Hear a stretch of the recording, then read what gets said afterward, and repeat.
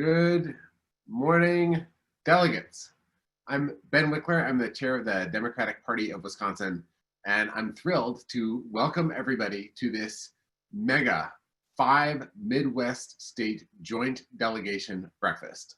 I'm especially excited to be building for all of us to be joining together to build the regional coalition of critical Midwest states just ahead of the most critical election of our time. We are, just as a reminder, we're going to go past 9 a.m. Central, 10 a.m. Eastern today.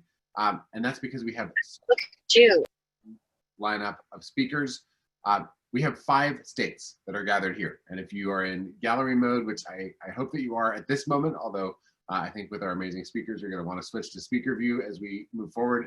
There are, on my screen, 5 screens, 175 of us representing Wisconsin, my state, Michigan, Minnesota, North Dakota, and South Dakota.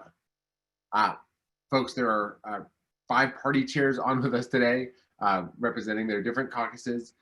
Ken Martin, he's here from Minnesota, Lavora Barnes from Michigan, Kylie Overson from North Dakota, and Randy Seiler from South Dakota. We have an incredible lineup of speakers, and I can't wait to kick it off with our first guest, Representative Ayanna Pressley. Ayanna Pressley is an advocate, a policymaker, an activist, and a survivor. On November 6th, 2018, a day we all remember and fought for, she was elected as Massachusetts' 7th Congressional District Representative in the House, the first woman of color to be elected to Congress from the Commonwealth of Massachusetts. Born in Cincinnati, raised in Chicago, Ayanna moved to Boston in 1992 to attend BU. She worked as an aide to Congressman Joseph B. Kennedy II and then Senator John Kerry. Her professional life mirrored her personal commitment to service and lifting the voices of those in her community. In 2009, she launched a historic at-large campaign for Boston City Council and won, becoming the first woman of color elected to the council in its 100-year history. On the council, she worked in partnership with residents, advocates, and city officials to combat the inequities and disparities facing the community. In Congress, Ayanna is dedicated to the kind of bold activist leadership she emphasized throughout her groundbreaking campaign. She's introduced legislation to ensure fair compensation for low-wage workers, to support survivors of sexual assault and harassment, and to fundamentally reimagine our criminal legal system, among much, much else. She's been a vocal advocate on behalf of our immigrant communities, led the creation of the Future of Transportation Caucus, fought to protect critical reproductive rights, and to hold the White House accountable. Ayanna lives in the Hyde Park neighborhood of Boston with her husband Conan Harris, 11-year-old stepdaughter Cora, and her cat, Sojourner Truth. Ayanna Pressley, welcome to the Joint Midwest Delegation Breakfast as our kickoff speaker. Thank you. Good morning, Democrats. And that's right, our cat is named Sojourner Truth. Everyone in this house is an abolitionist and an activist. I wish that we could all be together physically in community, but I'm so appreciative of the invitation to be with you in virtual community this morning. It is great to see in the gallery view so many faces representing the great states of Wisconsin, North Dakota, South Dakota, Minnesota, and Michigan. Of course, you all know that all politics are local because all organizing is local. And I'm so grateful for all of you for being here, for making the choice to take a stakehold in our democracy, especially in this moment, at such an inflection point and a crossroads. I'm also glad that in a moment you'll get to hear from my sister in service, Congresswoman Rashida Tlaib, who recently decisively won her primary and reaffirmed a mandate from the people to advance bold, progressive policy. I keep reminding people the squad is big, y'all. It's not just 4 members of Congress. It is anyone doing the work of building a more equitable and just society. So that certainly includes all of you. The theme that brings us together this week is we the people, and the power that we hold in this moment to address the real challenges we face and to make progress for our communities. I often say that I'm many things: a policymaker, a mother, a survivor, but more than anything, I am my mother's daughter. My mother, may she rest in peace and power, didn't read me bedtime stories that most children would hear. She read me the speeches of Barbara Jordan and Shirley Chisholm. She made sure that I knew that as beautiful as it is to be Black and as proud as I should be to be Black, that I was being born into a struggle, a continuous struggle. and she had an expectation that I would do my part in that struggle. My mother was an activist, a tenants' rights organizer, an advocate, and a survivor. And from a young age, she instilled in me the value and the possibilities of movement building and civic engagement. Growing up in the residual aftermath of redlining, the failed war on drugs, and the impacts of so many short-sighted draconian policies, there were many reasons that we could have felt powerless. But my mother, who was a super voter, made sure I knew that that was our superpower. And on election day, when she would pull that curtain and we would go in to vote, and she would turn to me and say, "Never forget that we are powerful." My mother taught me the difference between your job and your work, that your job is what you do to pay the bills, and your work is what you do to build community. So we don't just organize for elections, we organize to build community. We organize to build power. And as my mother told me then, I believed her then, and I still do today, that we are powerful. We the people are powerful. The only way to effectuate change in a deep, meaningful, and sustainable way is to build an active and engaged movement committed to partnership and progress. That is the task and opportunity and responsibility that we have before us. Today, our communities are facing overlapping crises of public health, economic inequality, and systemic racism. These crises have been exacerbated by the occupant of the White House and Republicans in Congress who at every opportunity have turned their backs on American people and chosen instead to advance bigoted, draconian, xenophobic policies. When it comes to their policies, the cruelty is the point. And when it comes to their culture of corruption and chaos, that is the point. Their cruelty and criminal negligence have cost us hundreds of thousands of American lives, lives that could have been saved. And now, as we look ahead to November, those same people are attacking the USPS and doing everything they can to disenfranchise hundreds of thousands of Americans, particularly Black and Brown Americans. The occupant of the White House knows that his failures are on the ballot, and the only way to hold on to power is to cheat and to steal. This November, the stakes could not be higher. It is incumbent on all of us to ensure that Democrats not only take back the White House, but also regain control of the Senate and increase our majority in the House. We must elect Democrats up and down the ballot who will legislate our values. That was the blueprint of the movement, of the early days of the civil rights movement, which gave birth to every progressive piece of legislation, not just voting rights, every piece of progressive legislation in this country. Those architects of that movement, John Lewis, they gave us the blueprint. Organize, mobilize, legislate. Why do we focus on policy? Well, look, policy is my love language because the disproportionate hate, hurt, and harm that marginalized communities have experienced didn't just happen in the ether. It was legislated. It was codified through lawmaking. So if hate, hurt, and harm can be legislated, so too can healing, equity, and justice. With Joe Biden and Senator Harris, we have the opportunity to show the strength of this movement and elect leaders who are compassionate, invested in working in partnership, and committed to making real progress towards the systemic change our communities so desperately need.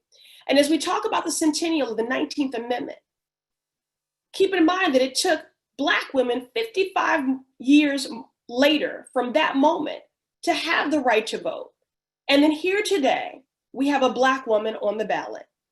How important it is as vice president that we have leaders that are in proximity to her, that people closest to the pain should be the closest to the power, driving and informing our policymaking.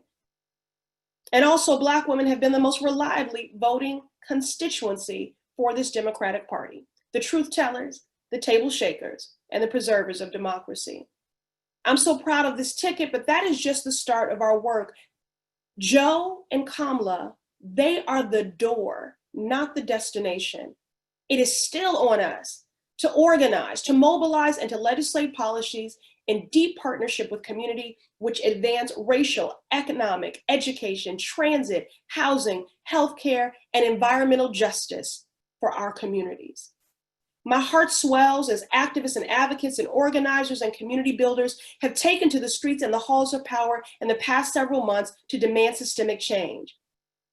The charge for us now, as we're in this moment of culture shift, this inflection point, this crossroads, is the transition now from a culture shift into a power shift.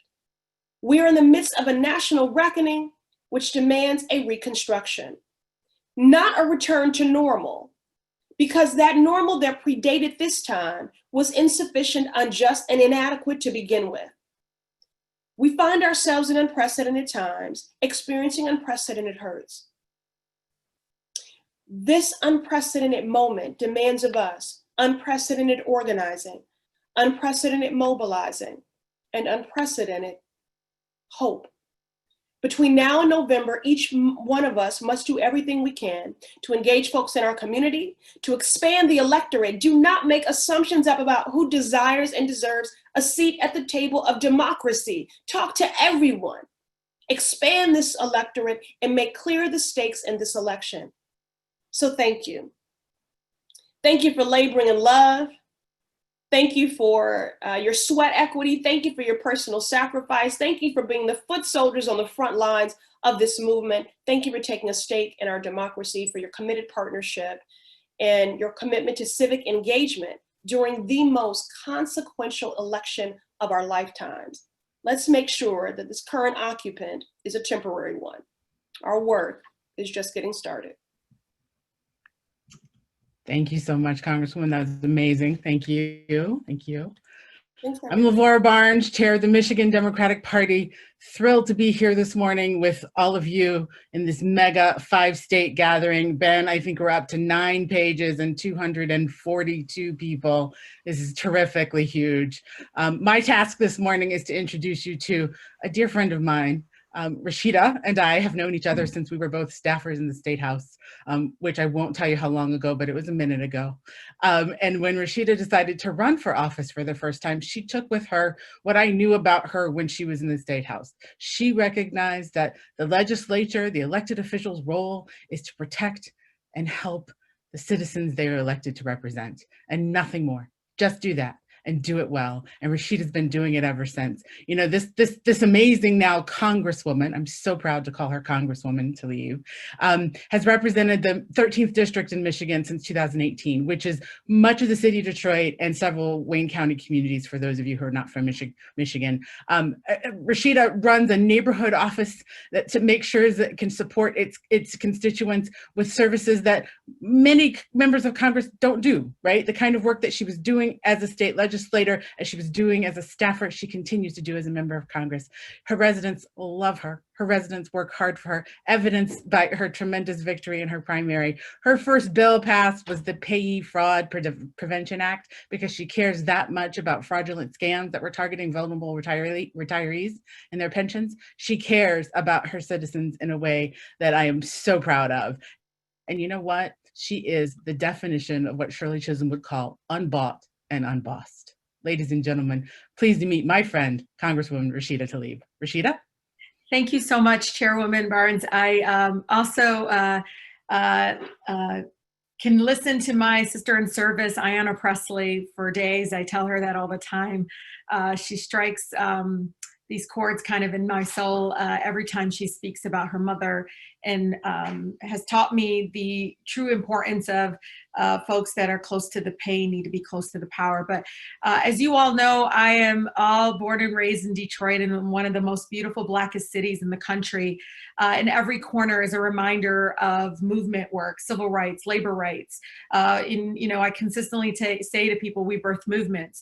I want to center around the fact that much of what we're all doing and making sure that we drive out the hate agenda out of the Oval Office is part of movement work. It's the grassroots movement, the work that we do on the streets. And Lavora knows this because she taught me this. She probably doesn't remember coming in 2008 to my campaign office, this person that never ran for office before, for state representative, and talking about that direct human contact and how we cannot underestimate that. And that, to me, is movement work, where we go and talk to people about the issues that they're facing. And so, for me, when I go door to door, when I talk to folks, I hear about the fact that they're tired of the corporate polluters down the street that, fill the air with hydrogen sulfide. The fact that they are hearing more and more that this local school down the street had to shut down their water because it's contaminated. Or the mother who tells me to this day, Rashida, I don't know what I'm going to do. I'm living check by check and I just too hard. I just can't keep doing it like this. And not be able to make sure that her children are thriving. People are really struggling. Not only our residents and neighbors struggling with this pandemic, but the economic crisis that it's causing. And the fact that now they're hearing another attack after another. I know the first week I was so taken aback by the Trump administration issuing an executive order the first week of the pandemic. Y'all, it wasn't to go create PPE. It wasn't leading with compassion and saying, let's make sure our hospitals have resources or, vulnerable communities have what they need. No, it was an executive order to dismantle and say, hey, we don't really want the EPA. You all in the EPA do not enforce the Clean Air Act, nor don't even enforce the Clean Water Act. Step away from it. What does that have to do with stopping a pandemic and saving lives? And so this election is really about showing up for each other. And we show up for each other in other ways, right? Wellness check-ins, those kinds of things. But showing up by voting in a way that is about driving out that possibility. I think Ayanna said it perfectly when she said Vice President Biden and Senator Harris are the door. And that's the thing. One of the key things I talk to organizers on the ground is, we need a administration that is not lawless. An administration that understands the co-equal branch of government. So when we hold them in contempt, they're like going to listen, that they're going to follow subpoenas. And you all know, that first bill I passed is because I don't like bullies. I don't like people that scam the system, especially when so many people are suffering during this time. And so I got to tell you, this last election and seeing in Michigan, I saw a 21% increase alone in my district. Why? Because we called people and asked them if they needed masks and sanitizer. We called and talked to people because I needed them to feel what it meant to lead with compassion. We have somebody in Congress, her team, everybody in my team, and Laverne knows this, comes from nonprofit organizations that understand that we need to coordinate food delivery, that we have to fundraise for groups like Focus Hope in Detroit to get diapers and formula to families. That's what we do. And so us as Democrats, I got to tell you, we need to be the social workers on the ground. We need people to see the difference between us and them. And you can already see it with the convention of them getting folks that are part of the hate agenda, that are pulling up guns on people, to those that are going after Native American or indigenous community. I mean, you see what's happening right there. And with us, we're bringing people with those lived experiences that I think are so important. I'm a United States Congresswoman, a child of immigrants. My dad went up to 4th grade education. My mother, 8th grade. I didn't even speak English when I started school. And I'm a United States freaking Congresswoman because the Democratic Party created space for someone like me to even be possible, right? In that my district, which is a predominantly Democratic district, had faith in the possibility of someone like me serving the United States Congress. It's because we create these spaces, and we're still got a lot of work to do because we got to make it bigger and broader and younger. But I think the key message here to all of you is don't underestimate the power of the human contact during this movement work, that is going to be able to drive out the Trump administration out of the White House and be able to turn out people like we've never have. I cannot stress to you all the importance about that.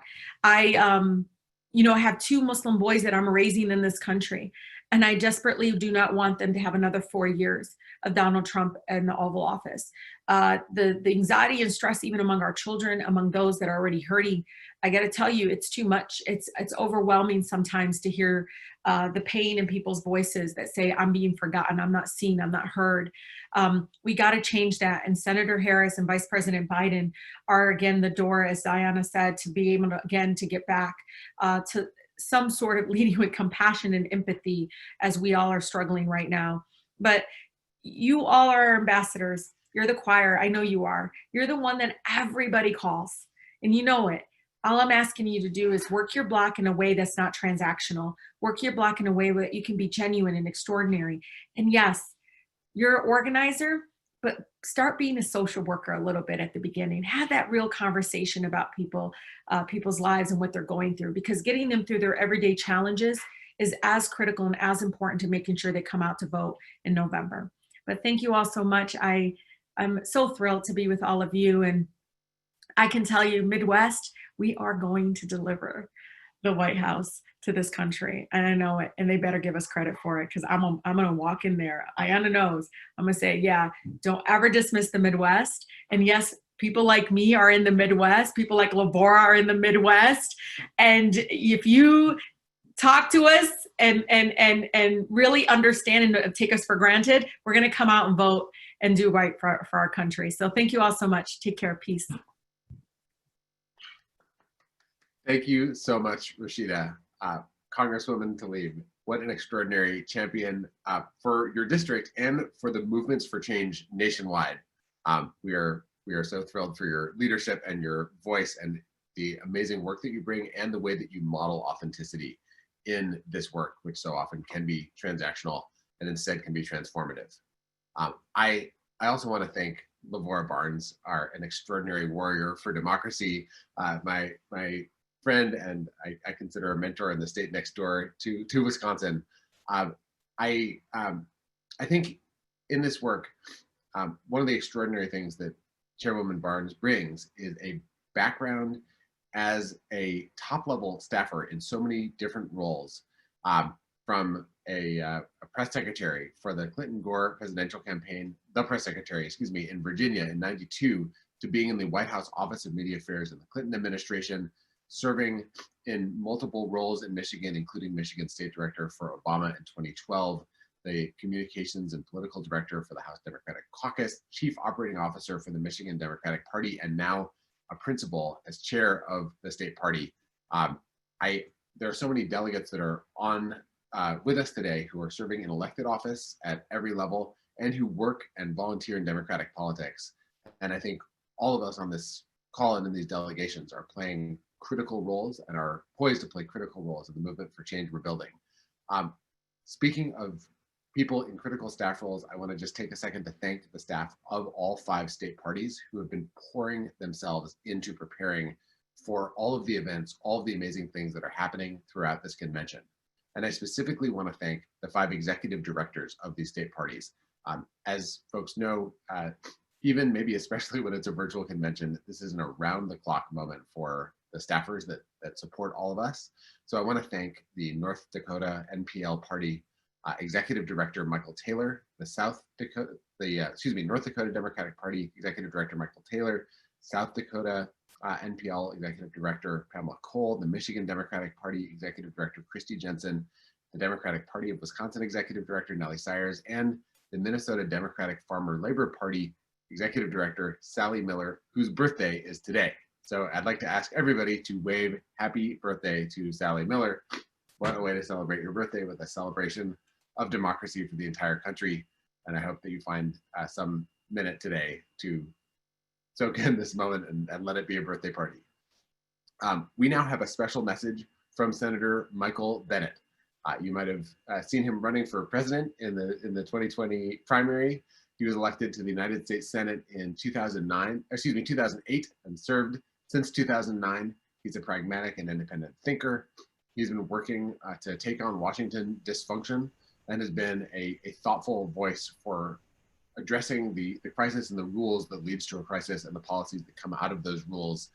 Before serving in the Senate, he worked to restructure failing businesses and built the world's largest movie theater chain, and then was superintendent of the Denver Public Schools. So over to our special message from Senator Michael Bennet of Colorado.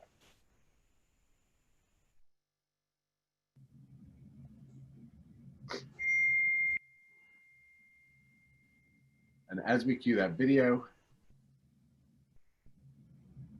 I will share with you something that I think is so cool about the, oh, here we go.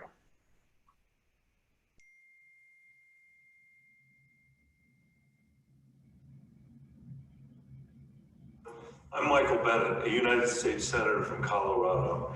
Thanks to the delegations from Minnesota, Wisconsin, Michigan, North Dakota, and South Dakota for having me speak. In many ways, your states are not all that different from Colorado.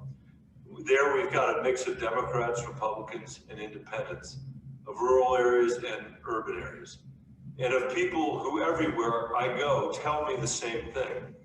We're working really hard, but we can't afford some combination of healthcare, housing, higher education, or early childhood education.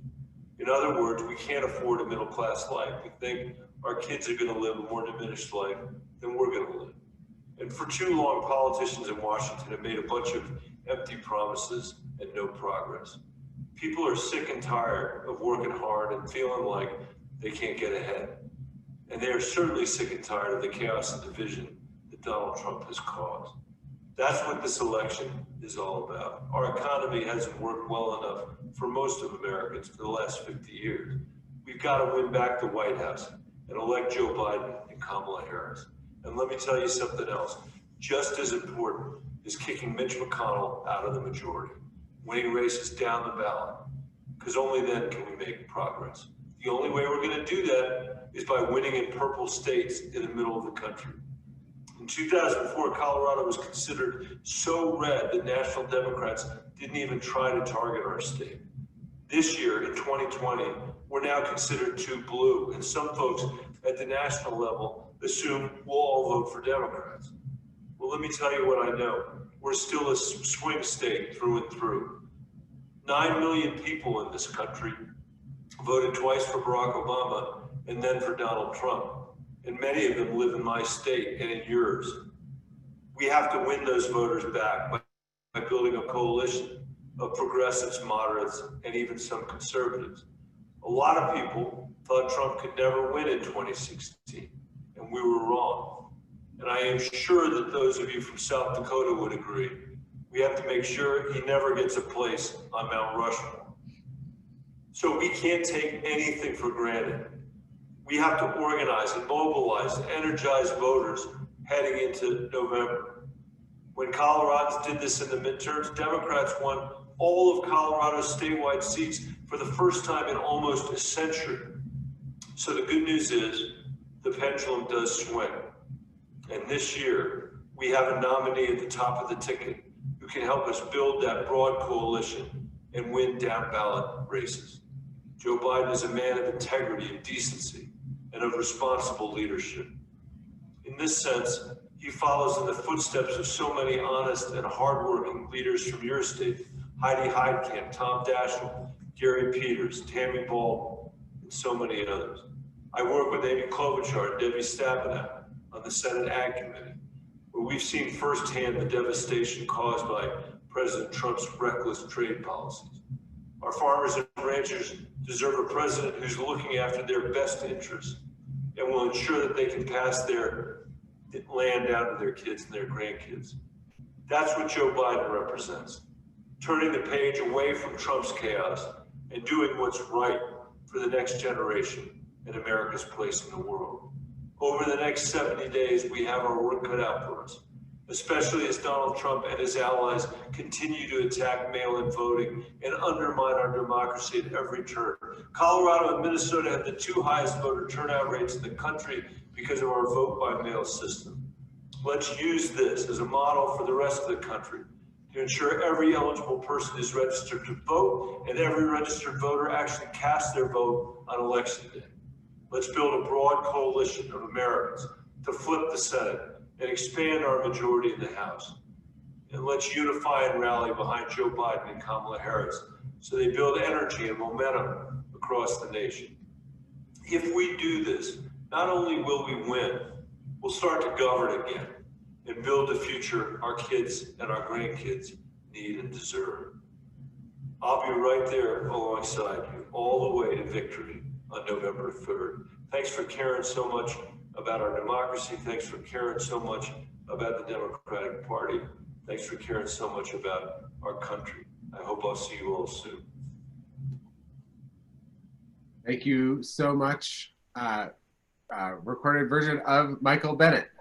Grateful to have you as part of our event today.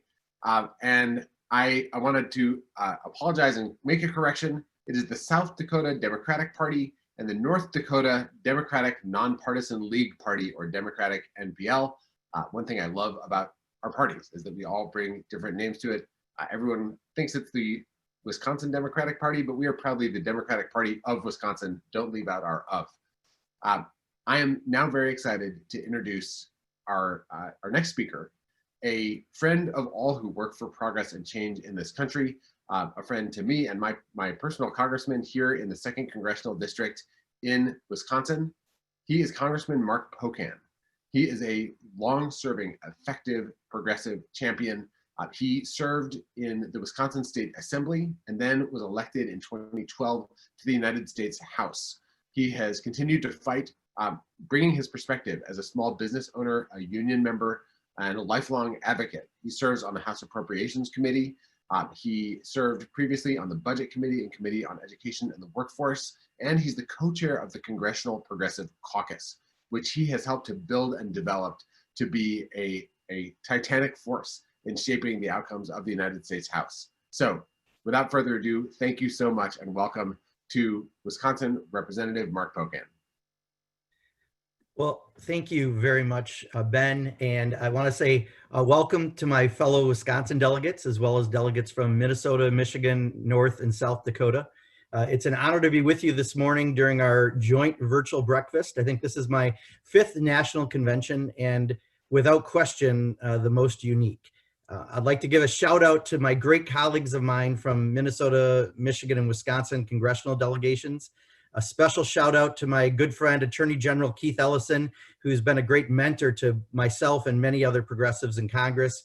And Ben, you are a superstar chair of the Wisconsin Democratic Party. Thank you for all you're doing. We in the upper Midwest represent America's heartland. We're down to earth people, many who are hurting during these unusual and tough times. And the times are tough only because of who our national leader is. Donald Trump has been a truly awful president. He's hurt our reputation across the globe. He's cuddled up to dictators and despots while he's fought with our friends and allies. He's looked out for himself and the wealthy and the well-connected and the powerful, and he's ignored the middle class and those aspiring to be in the middle class. He's more about Mar-a-Lago than Michigan or Minnesota, more about Wall Street than Wisconsin. He's passed the largest transfer of wealth from the middle class to the uber wealthy via the most lopsided tax cut in our history, with 83% of the benefits going to the top 1%. He spent his entire time in the White House trying to take away healthcare, the Affordable Care Act, from the American people without any clue on how to replace it. Donald Trump fans the ugliness of xenophobia and racism, homophobia and misogyny, all for his own personal benefit, regardless of the people he hurts along the way. And in the last year, he's been responsible for tens of thousands more Americans dying from COVID-19 than needed to, as he negligently disregarded science in hopes of magical cures and crackpot theories. Over 1,000 people a day are dying in our country, and we still don't have the PPE and testing supplies we need over 8 months later. Over 100,000 small businesses have closed, and he still won't wear a mask like a real leader should. But we can change all that in just a few months. On November 3rd, we have the opportunity to put competence back in our nation's leadership and confidence in our system of government by electing Joe Biden and Kamala Harris. Look, Joe Biden has the right experience, the temperament, the empathy we need right now to lead our nation. And with Kamala Harris on the ticket, we have a team that looks like our nation does and doesn't just look like a couple extras from a Mad Men episode. We can expand access to healthcare for everyone. We can truly address climate change before it's too late. We can give workers their voices through better labor laws and the right to organize. We can treat immigrants with respect and a pathway to citizenship. We can have full equality for our LGBTQ Americans, and we can stop endless war. We need their leadership to get out of the hole that Donald Trump has dug for this nation. Now, I'm not saying this is going to be easy. A number of our states in this room went for Donald Trump in 2016 or had very tight margins. We will have to make sure we get the vote out in 2020 like there is no tomorrow, because in many ways, there may not be if we don't. And I know he's a dirty campaigner trying to suppress the vote, but we don't have to let him win. In fact, I would argue we can defeat him twice in the next few months. First, we don't let him make it harder to vote. He's trying to create chaos with his actions with the Postal Service. He wants to confuse voters on whether their ballot will count or not and dissuade people from voting from the safety of their homes. And we won't let him win on that. All right, here's what we do. We and everyone we know requests an absentee ballot now, so we get it weeks before the November election. Then when we go and get that ballot, we vote right away. Look, the candidates aren't going to change between the time you get your ballot and the election. Just do it, vote. Then drop your ballot in the mail right away, a month before the election. And if you don't trust that the Postal Service will handle it under Donald Trump's actions and disservices to the American people, then drop your ballot off at your city, village, or town hall near you. Done, you voted. Or if your community has special boxes to drop off your ballots, do that. It's the same as voting on election day. And guess what? You just defeated Donald Trump for the first time by not letting his trying to create chaos dissuade you and others from voting. And then on November 3rd, when the polls are closed and the ballots are counted, we win again when Donald Trump is defeated. It's the perfect twofer. Beat him now and then beat him on election day. We can do this. We are Midwesterners. We are good, kind people, maybe passive aggressive at times, but good-hearted people who want better for our families and for our neighbors' families. We're going to do this. And I'm just so glad to be here with everyone today as we kick off those final crucial weeks to the election. We will elect Joe Biden and Kamala Harris, and we will keep the House in Democratic hands and pick up the majority in the U.S. Senate as well. We have a lot to do, but we will win this together. And I thank you all for what you've done and what you're going to be doing in the coming weeks. Let's get this done on November 3rd. Thank you so much, Congressman Pocan. I hope everyone was taking notes and is going to do exactly what we just heard, because it's exactly what we need to do to win. I am honored and humbled to introduce our next speaker. From serving on Newark's City Council after learning as a Rhodes Scholar and a scholar at Yale Law School and serving as an All-American football player, a varsity football player at Stanford, from getting elected after an extraordinary first run, getting elected as the mayor of Newark, to winning a New Jersey Senate seat and emerging as one of the nation's foremost and most effective leaders in criminal justice reform, who helped craft one of the most sweeping changes in a generation with the First Step Act of 2018. As a public servant who sits on the Foreign Relations Committee, the Senate Environment and Public Works Committee, the Judiciary Committee, and the Small Business Committee, we've all seen Cory Booker's extraordinary work in service of the public. And in the presidential campaign, our whole country saw that his voice and his vision are an essential national resource, a national treasure. I want to tell you a little story about the power of that voice. In the summer of 2017, the prospects for protecting the Affordable Care Act and Medicaid looked dark. A Senate vote was looming. And in that dark moment in June, Senator Cory Booker had an idea. He has a legendary selfie game. Anyone in DC has probably run up to him at one point or another, and he's extended his arm and taken a terrific selfie with that person. In this moment, he put his arm around his friend John Lewis, and he pulled out his phone and he started a Facebook live stream that would take things to a whole new level by running for hours that night. They went out talking on Facebook Live and went and sat on the steps of the United States Capitol.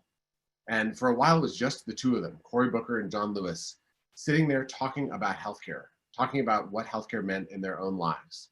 And as time passed, some workers in the Capitol came out and stopped by. And they're both some of the kindest people you'll ever meet. So they said hello and they started talking to them. And Senator Booker brought some of those workers onto the live stream to tell their own stories. And slowly, a crowd began to gather. I happened to walk by the Capitol probably an hour after they'd started. And I saw this crowd of people and I wondered, what was that? So I wandered up. And what I saw was, by that point, 5 United States senators sitting on the steps outside the Capitol, about 20 staff members and different people. And Senator Booker kind of creating out of nothing this moment where one after another, people told these intensely personal and amazing stories about healthcare, about the fight for the Affordable Care Act, the fight to expand healthcare to everyone. And he kept bringing people in. And the crowd gathered, and the crowd gathered. Night fell, and suddenly we all looked up, and there were hundreds of people there. It was a spontaneous protest, a rally, a kind of clarion call, something I'd never seen happen before, a completely spontaneous event.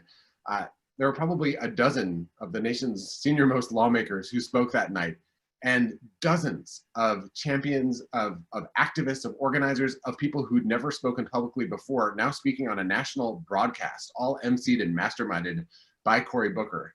And the story of that night ricocheted on social media. It spread through the press, and the crowd was roaring on their feet, chanting by the end of that night.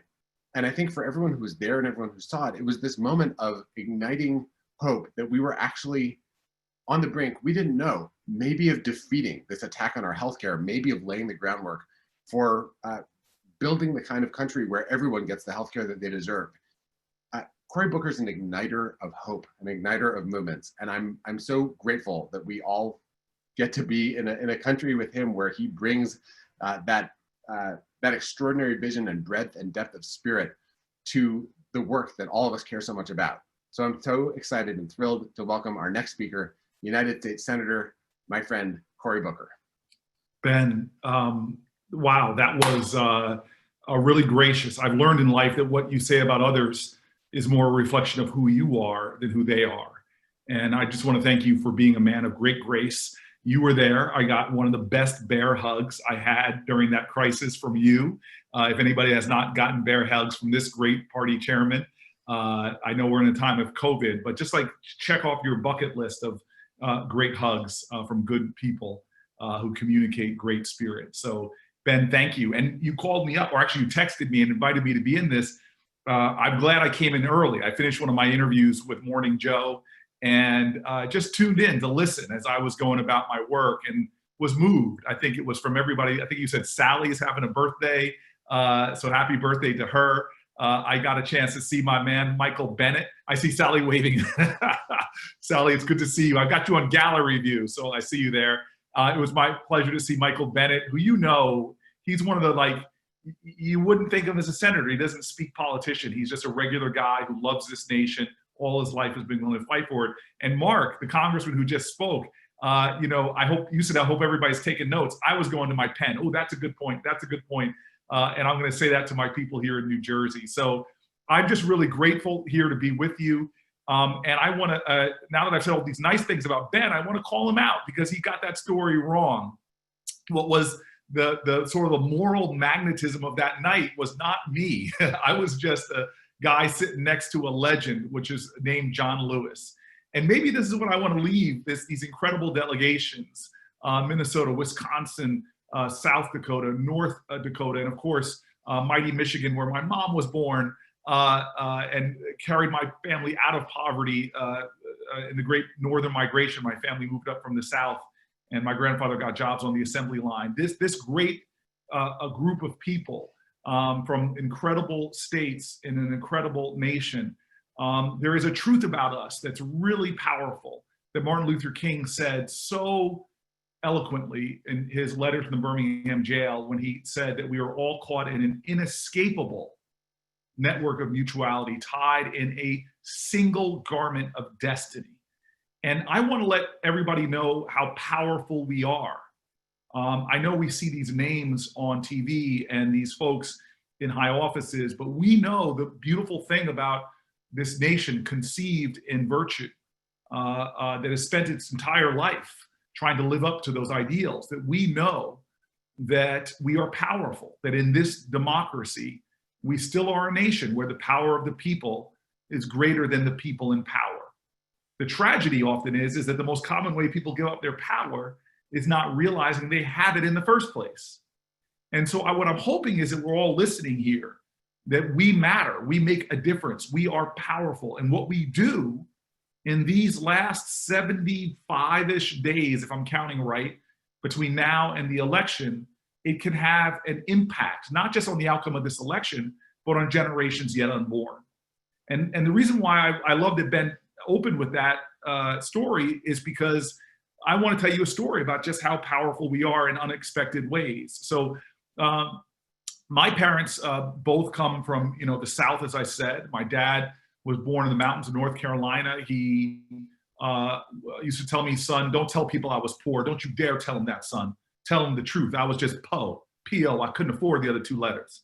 And so my dad was this po boy from North Carolina, grew up in the mountains. And his story is this story of human grace, human kindness. It was like a conspiracy of love of people that did for him when his mama couldn't take care of him. They took him into their home, treated him like family.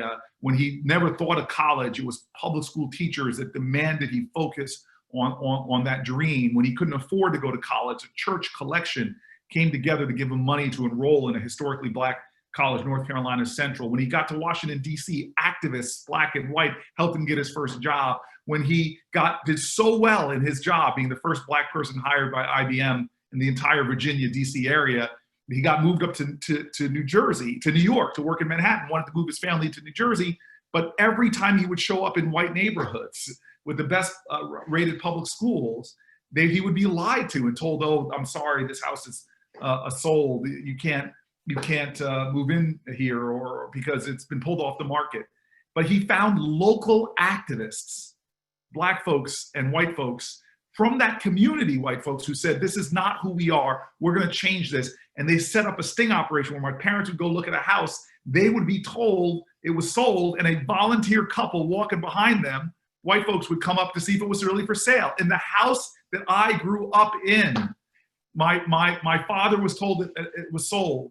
The white couple came and found out it was still for sale. They put a bid on the house. The bid was accepted. On the day of the closing, the white couple didn't show up. My dad did, and a volunteer lawyer, this mighty white man named Marty. And yet it wasn't over, because a real estate agent gets upset, stands up and punches Marty in the face and sigs a dog on my dad. And let me tell you, as I was growing up in this beautiful home in this beautiful town, every time my dad would tell that story, the dog would get bigger. He was like, son, I had to fight a pack of wolves to get you in this house, boy. You better appreciate what you have. Don't you walk around this house like you hit a triple. You were born on third base. And so my whole life came, my parents told me, from the conspiracy of love, from American, doing for American, doing for American. Well, I went off, as Ben said, to Stanford on a football scholarship. I went off to overseas and studied ops, came back to Yale, get my law degree. My dad was not impressed. He's like, boy, you got more degrees in the month of July, but you ain't hot. Life is not about the degrees you get, it's about the service you give. And so I went about my career of service, city councilman, mayor. I'm the senator, one of the two senators from New Jersey. And I decided when I got to the Senate to do what a lot of senators do who have a high sense of self-regard. I decided to write a book. But and when your name is Booker, it's a lot of pressure, people, a lot of pressure. And so I go back to find those activists that helped my family move in. I mean, hell, I had to find out how big it was if I was going to write about it in the book. And I find the lawyer that organized the whole thing, a guy named Arthur Lessman. And I asked him all the facts from my chapter. I got it all. But then I asked him at the end, why? Why would you, as a white guy in the 1960s, help Black families move into your neighborhood when people were afraid? There were fear mongers out there telling you that your real estate prices will go down or that there'll be white flight. And he just said, look, I know the day I made the decision, I was sitting on my couch watching TV. And the date, he knew the date, March 7th, 1965, 4 years before I was born. He said, I was watching TV and the movie was Judgment at Nuremberg.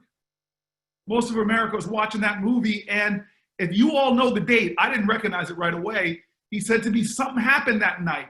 They cut away from that movie to see breaking news. You see, something was going on in Alabama. And next thing you know, he's watching a bridge called the Edmund Pettus Bridge, and he's seeing Americans 1,000 miles away get viciously beaten. It is Bloody Sunday. And so what does a white man on a couch 1,000 miles away do? Does he just watch TV and say, that's a shame, somebody should do something about that? No, he is an American. Injustice anywhere is a threat to justice everywhere. He stands up and says, I got to go to Alabama, but then he realizes he's just started a business. He's barely making it. He can't close his business. Heck, he can't even afford a plane ticket.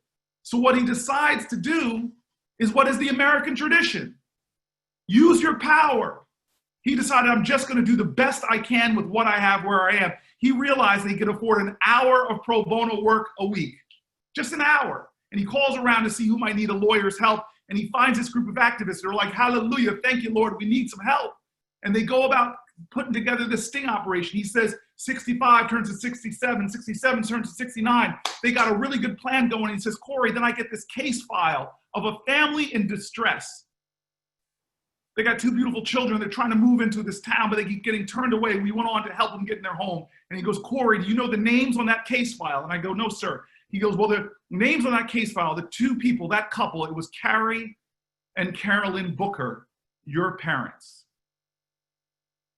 I'm sitting here today because years before I was born, there was a white man on a couch who, when his country was in a moral moment, he didn't allow his inability to do everything to undermine his determination to do something for the cause of his country. He stood up for America and he went to work. It may have just been an hour a week. He may have just been a volunteer, but he set in motion a set of dominoes that are the reason why I'm speaking to you today. Because we all are caught in that inescapable network of mutuality. We are tied in a common garment of destiny. We are one nation under God. What we do matters. We affect our neighbor and our neighbor's neighbor. And so we are in that moral moment again. And all of us, the activists on this call, we now have to ignite the urgency in others who are sitting on the sidelines. This is a time we got to get everybody on the field. We got to get every voice to lift. We have got to ignite that urgency and let everybody know that they are powerful and that together we cannot just vote out Donald Trump. That's not the end we seek. Beating Donald Trump is the floor. It is not the ceiling. It gets us out of the valley. But we as a nation have been called to go to the mountaintop. I believe that together, whether you're from Wisconsin or Michigan, whether you're from Minnesota, South Dakota, or North Dakota, or whether you're just a Jersey boy, that we are in this together. And when we stand together and work together, sacrifice together, then we will rise. Thank you very much, Ben. I'm grateful for you. Let's get Biden, let's get Harris, let's get them elected, and then let's keep on going until we rise all the way to the top as a nation. Thank you, everybody. Ben, I love you. I want my hug, man. I want my hug. Thank you so much, Senator. Sending virtual hugs through the internet your way. Thank you so much for joining us. Thank you for bringing your hope, your spirit, and your vision, and your tremendous energy.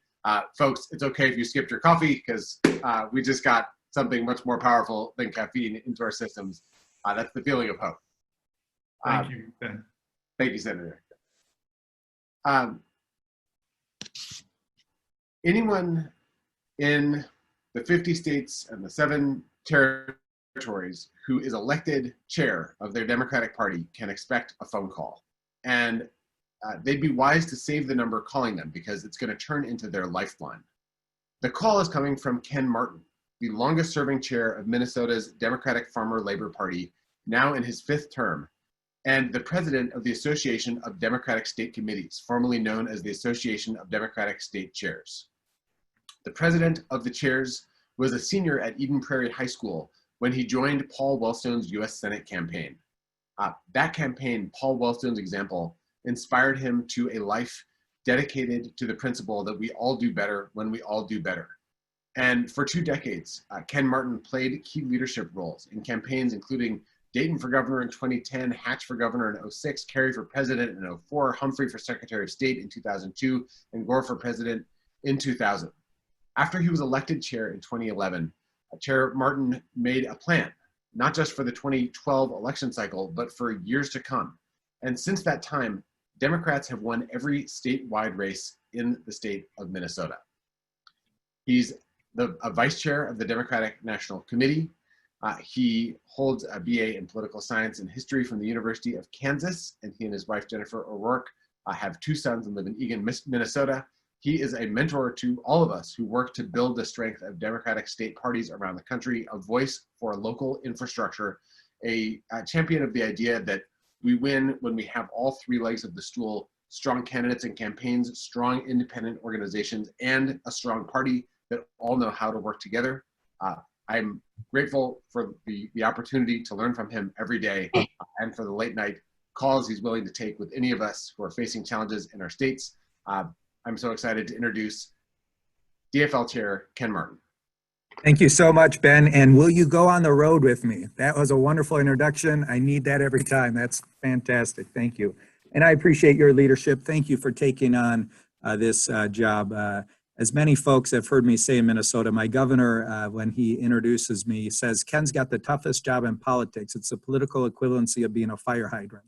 And there's so much truth to that, right? You get none of the credit, all of the blame as state party chair. But we do this because, as you heard other speakers say, this is not a job. This is our work. This is our life work. And it's really important for us to build the infrastructure that all of our candidates and our activists rely on every single day. So thank you, Ben. And, you know, thank you to all the delegates for joining us today, especially from Michigan and Wisconsin. We've been joined by our delegations from South Dakota and North Dakota over the last few days and have enjoyed getting to know them. But thank you to Michigan and Wisconsin for joining us today. You know, there's 76 days until this election, or as our chairman Perez says, 76 days until the weekend. And truly, this is the final sprint. I know it's been an exhausting week for all of us. I thought maybe with the virtual convention, we wouldn't be quite as tired, but these are long days, but they are worthwhile days because we're learning, we are building virtual community, and we are creating the excitement that we need to come out of this election, out of this convention, ready and rallied and energized for this upcoming election. It is, of course, great to see my colleagues, both Ben Wickler and Felicia Martin from Wisconsin, Lavora Barnes and Mark Lachey from Michigan, as well as the chairs from North Dakota and South Dakota. So I don't want to speak too long because I get the chance to bring on a couple of our delegates to introduce our next and final speaker for the day. You know, one of the things that I appreciate about Senator Sanders is how he has inspired young people to become young activists, to become young political leaders like Nelsie Yang, who's the chair of our Sanders delegation, who ran for the St. Paul City Council after being inspired to action by Senator Sanders. And as I've shared with Senator Sanders before, my story is much like Nelsie's and these 2 young women that I get to introduce, because I was inspired almost 30 years ago by a young, bushy-haired college professor who no one knew named Paul Wellstone, who decided to run for the US Senate. And every single day I do this work, I do this because of him inspiring people like Sally Miller and myself to actually make a difference in people's lives, to improve our communities. And as he always said, the famous saying is, we all do better when we all do better. But he understood, as Senator Sanders did, that we have to fight for people. We have to use the power we have when we have it to make a difference in people's lives. And so I get a chance now to introduce 2 of our youngest delegates to introduce Senator Sanders.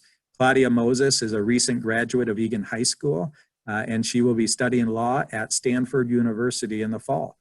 She has been attending DFL conventions with her grandfather, Jules Goldstein, since she was 9 years old, which is about 9 years ago. And Claudia and her grandfather are national delegates together for the first time this year. As a Sanders national delegate, Claudia is especially proud to represent Minnesota and the DFL party. And she believes that to combat pervasive injustice, more people need to care about and advocate for the well-being of folks who are different from themselves. And it's also my honor to introduce Rachel Zhang. Rachel is 18 years old, Sanders delegate from Rochester, Minnesota, and she'll be attending the University of Pennsylvania this fall as a freshman. In high school, Zhang wrote policy for the school district on racial equity, organized the largest Black Lives Matter protest in her city, and has been working to elect one of our great Senate campaigns down in Rochester. She's a firm believer in the power of collaborative action and youth impact. Rachel is a DFLer because a DFL party advocates for progressive social policies that promote equity for all. Please welcome Claudia and Rachel. Hello, everyone. My name is Claudia Moses, and I'm here today because I feel that I have to be. As a biracial woman, an African American, and the daughter of an immigrant, I knew that Senator Bernie Sanders was the leader I wanted to be our next president. I've learned that in this country, when I see a system that just is not working anymore, it's my duty to speak about it, to educate myself about it, and to make change around it. Youth have made very clear the issues that are important to us. When our lives are threatened by loosely regulated guns in the places where we should feel most secure, our schools, we march for our lives.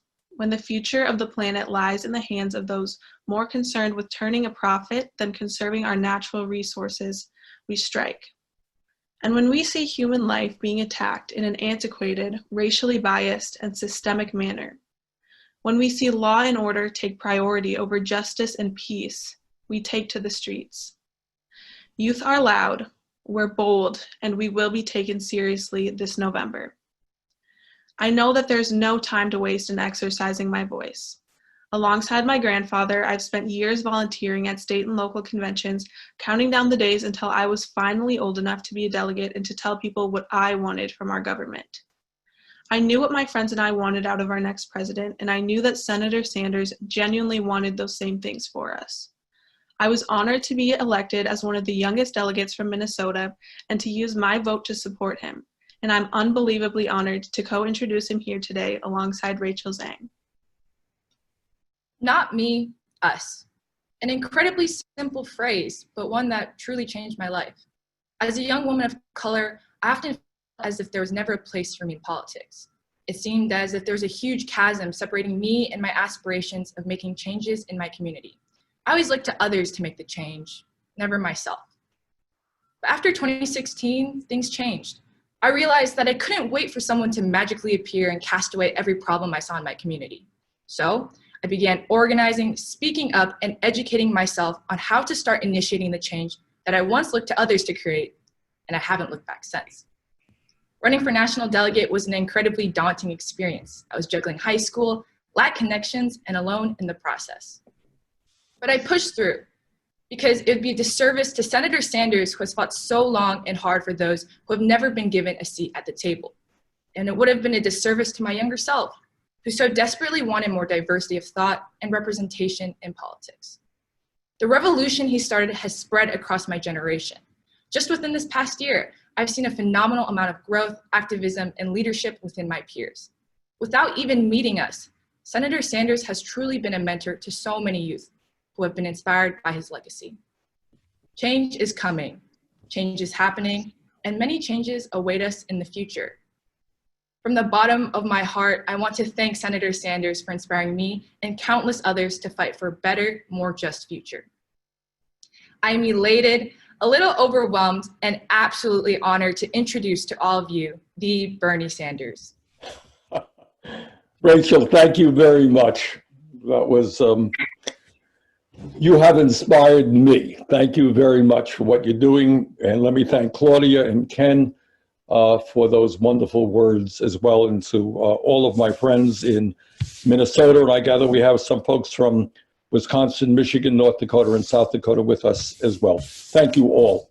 To those of you who have supported me from the bottom of my heart, thank you for being part of the political revolution. And to others, we know at this moment we are united in going forward to defeat the worst and most dangerous president perhaps in the history of this country. To Claudia and Rachel, I want to say, and to all the young people out there, you are extraordinary. I have traveled this country, and what has inspired me the most is looking out at faces just like yours, beautiful young people who are part of the most progressive generation in the history of this country. That is who you are. Your generation is anti-racist, anti-sexist, anti-homophobia, anti-religious bigotry. You passionately understand that we have got to save the climate, save our planet from climate change for future generations. And your generation has inspired me and given me the energy to do what I have to do. To all of those who are watching, let me just make a couple of points, most of which you already know. Number one, in the next 80 or so days, we have got to do everything that we can to defeat the most dangerous president in the history of this country. Donald Trump is not just a racist or a sexist or a homophobe. He is not just a pathological liar. He is not just somebody who does not believe in science, which has cost us tens of thousands of lives in this country in terms of the pandemic, and is threatening the entire planet in terms of climate change. But even more than all of that, he is an authoritarian. He does not believe in our Constitution. Every day, in one form or another, he is undermining American democracy. So it is absolutely imperative that all of us work together, reach out to our friends, our neighbors, co-workers, and defeat Trump. But let me also say that defeating Trump is not all that this campaign is about. We have got to lay out a vision for the American people today who are struggling and hurting in a way that we have never seen for a very, very long time. But we have got to understand that as we speak, there are tens of millions of people who have recently lost their job. They are unemployed today. Many of them are worried about being evicted from their homes and their apartments. Many of them are worried about whether or not they're going to be able to feed their families. Many of them have no health care. And it is an outrage beyond outrage that we have a Republican Senate that has turned its back on these people. And above and beyond the immediate crisis that we face, we've got to take a hard look at where we are in America today. We have more income and wealth inequality than we have had in 100 years. How many people think it is acceptable that 3 people own more wealth than the bottom half of American society? That during this pandemic, a few hundred billionaires have seen their wealth increase extraordinarily, while most Americans have seen a decline in their income. That is not the fabric of an American society that we believe in. We believe in a government that represents all of the people, not just a handful of wealthy individuals. And we have got to change that. We have got to change a corrupt political system in which big money continues to dominate what goes on. We've got to make sure that every worker in this country earns a living wage and raise that minimum wage to $15 an hour. Make it easier for workers to join unions. Equal pay for equal work. Women should not be getting 79 cents on the dollar compared to men. We got to rebuild our infrastructure and create millions of good paying jobs.